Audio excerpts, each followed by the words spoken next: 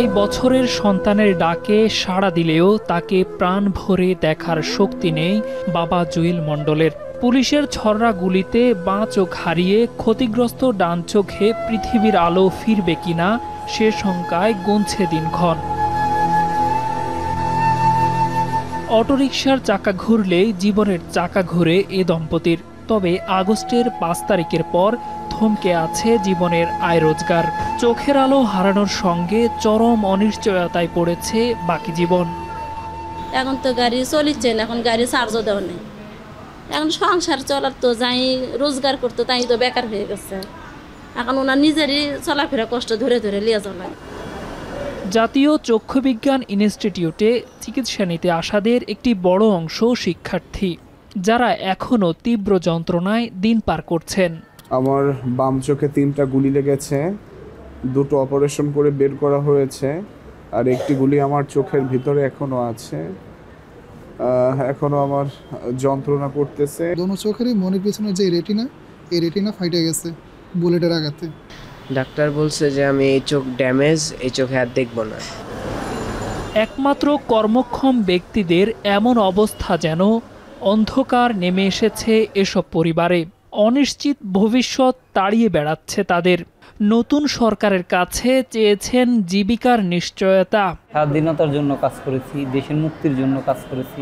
চিকিৎসা যেন পায়, সেবা যেন পায়, তারা যেন সুস্থ হইতে পারে। যারা এই ছাত্র আছে তাদের তো একটা ভবিষ্যৎ আছে, সেই ভবিষ্যতের কথা চিন্তা করে সরকার যেন তাদেরকে একটা পুনর্বাসনের ব্যবস্থা করে।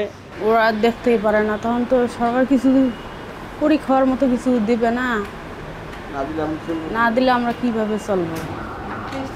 কোটা সংস্কারের দাবিতে আন্দোলনকারীদের সঙ্গে পুলিশের সংঘাতে আহত হয়েছেন এরা।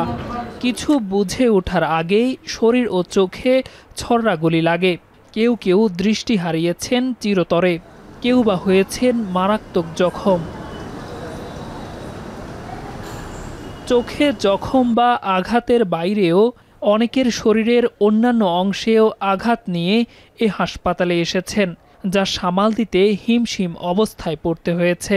হঠাৎ করে একদিনে এত রোগী আসছিল যে আমরা এই সামলানোটা হিমশিম খেয়েছি।